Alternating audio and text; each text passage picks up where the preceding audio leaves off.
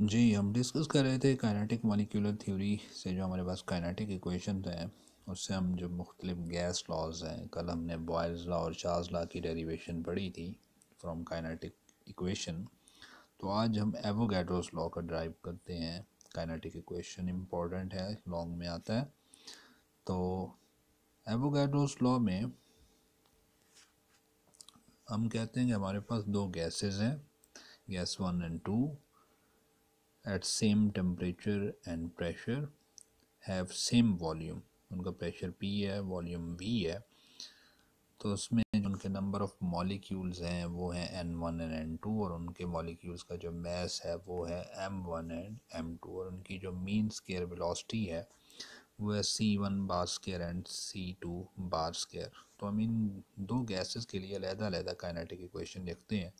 तो for gas 1 हमारे पास जो इक्वेशन है वो है PV is equal to 1/3 M1N1C1 bar square for gas number 1। इसी तरह अगर हम गैस 2 के लिए इक्वेशन लिखें तो the equation will be PV is equal to 1/3 M2N2C2 bar square.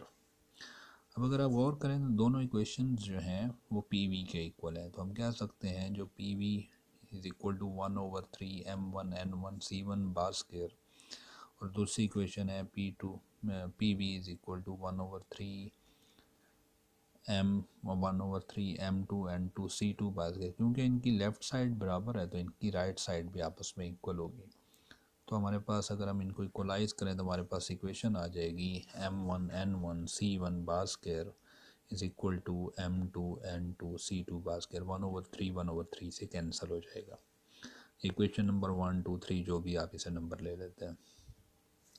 Eight same temperature, हमने कहा कि ये गैसेस का टेम्परेचर सेम है। अगर टेम्परेचर सेम हो तो इनकी काइनेटिक एनर्जी पर मॉलिक्यूल भी सेम होगी। गैस 1 के मॉलिक्यूल्स की काइनेटिक एनर्जी और गैस 2 के मॉलिक्यूल्स की काइनेटिक एनर्जी बराबर होगी। तो 1/2 M1C1 bar square is equal to 1/2 M2C2, मतलब गैस 1 के मॉलिक्यूल्स की काइनेटिक एनर्जी और गैस 2 के मॉलिक्यूल्स की काइनेटिक एनर्जी बराबर होगी। तो 1/2 से कैंसिल हो जाएगा। तो ये इक्वेशन बनेगी M1C1 bar square is equal to M2C2 bar square.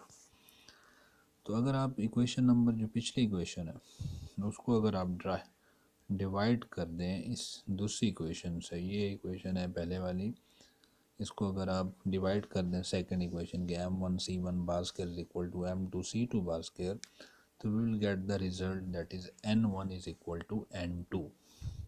Equation number 19 को इक्वेशन नंबर 20 से अगर जो बुक में लिखा हुआ है उसको फॉलो करें तो डिवाइड करें तो हमारे पास आंसर आता है N1 is equal to N2। मतलब अगर दो गैसेस का टेम्परेचर प्रेशर सेम हो और उनका वॉल्यूम भी सेम हो तो उनके मॉलिक्यूल्स इक्वल होंगे।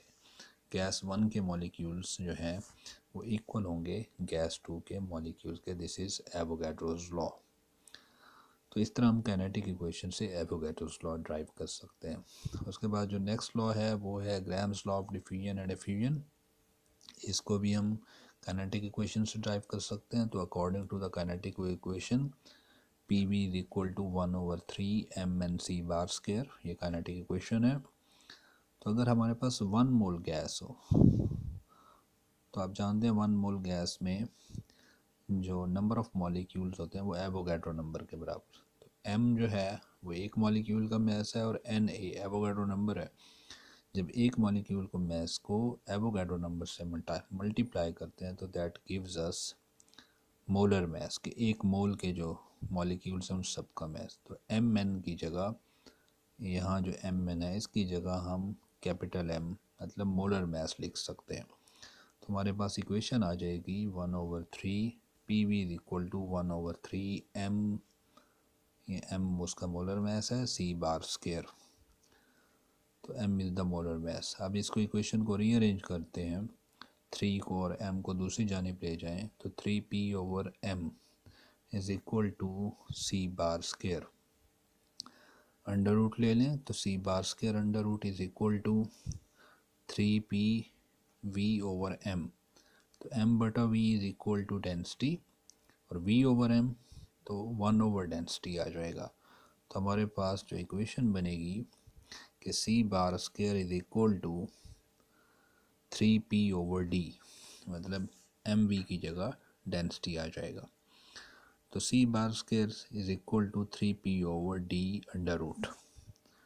इससे आगे चलते हैं, हम कहते हैं कि एट कांस्टेंट टेम्परेचर, अगर कांस्टेंट टेम्परेचर हो तो जो c bar square under root है, c bar square under root at constant temperature is directly proportional to rate of diffusion और एफ्यूजन, मतलब इसकी जगह हम रेट ऑफ डिफ्यूजन और एफ्यूजन लिख सकते हैं। तो हमारे पास जो इक्वेशन आ जाएगी, this will be the rate of diffusion is directly proportional to 3p/d under root. अब हम जानते हैं ग्राम लॉ में जो प्रेशर है वो कांस्टेंट होता है, तो कांस्टेंट का अंडर रूट कांस्टेंट ही रहेगा, तो R is directly proportional to 1/d under root. Rate of diffusion और effusion is inversely proportional to the square under root of density. This is Graham's law of diffusion. तो इस तरह हम kinetic equation से Graham's law of diffusion और effusion भी drive कर सकते हैं। Thank you.